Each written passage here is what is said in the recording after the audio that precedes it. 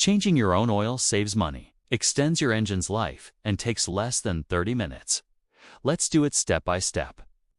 Motor oil is the lifeblood of your engine.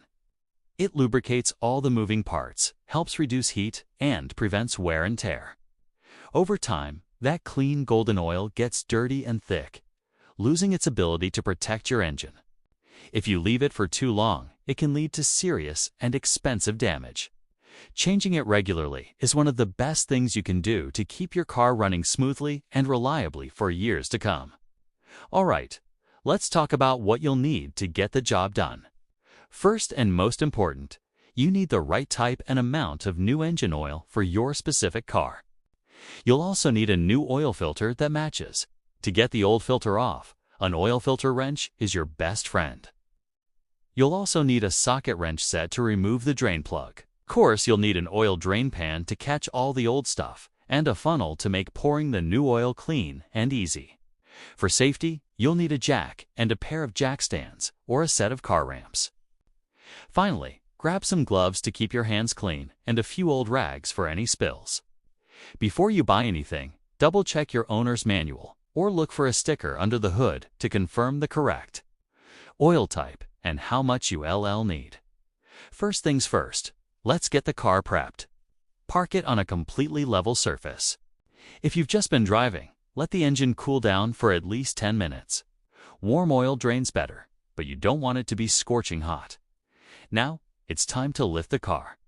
You can either drive it up onto a set of ramps or use a floor jack to lift the front end. If you're using a jack, it is absolutely critical that you place jack stands securely under the vehicle's frame.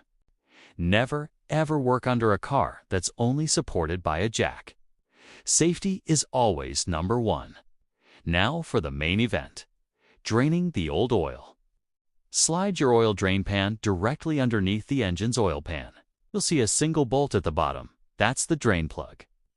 Grab your socket wrench and turn the plug counterclockwise to loosen it. Once it's loose enough, you can unscrew it the rest of the way by hand. Be ready, because the oil will start flowing out quickly. Just pull the plug away and let all of that old dark oil drain completely into the pan. This usually takes a few minutes, so be patient and let it finish dripping. While the oil is finishing up, let's move on to the oil filter. It's a metal canister, usually located on the side of the engine. Place your drain pan underneath it, as some oil will spill out. Use your oil filter wrench to loosen it by turning it counterclockwise.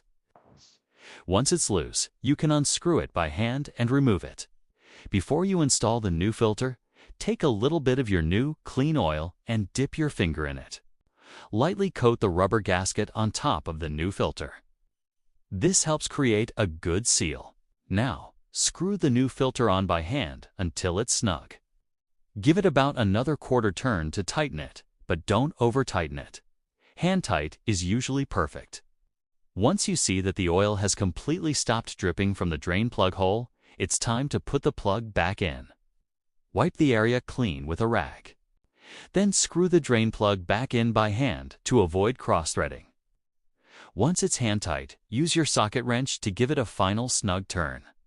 Again, you want it tight enough to prevent leaks, but don't go crazy and over-tighten it, as that can strip the threads. With everything sealed up underneath, it's time to add the good stuff. Go to the top of your engine and locate the oil cap. Usually has an oil can symbol on it. Remove the cap, place your funnel in the opening, and slowly start pouring in the new oil. Be careful not to spill. Make sure you add the exact amount of oil that your owner's manual specifies. Don't just guess. Saving too much or too little oil can both cause problems for your engine. After you've added the oil, put the cap back on and it's time to check your work. Find the engine's dipstick. Usually has a brightly colored handle. Pull it all the way out. Wipe it clean with a rag and then reinsert it fully. Pull it out one more time and look at the oil level. It should be right between the minimum and maximum marks on the end of the dipstick. If it's low, add a little more oil and check again. All right, final check. Lower the car safely off the ramps or jack stands. Pin and start the engine. Let it run for about 30 seconds to circulate the new oil. While it's running, quickly glance underneath the car to make sure there are no leaks coming from the drain plug or the new oil filter. If everything looks dry, you're good to go. Just a couple of pro tips before we finish.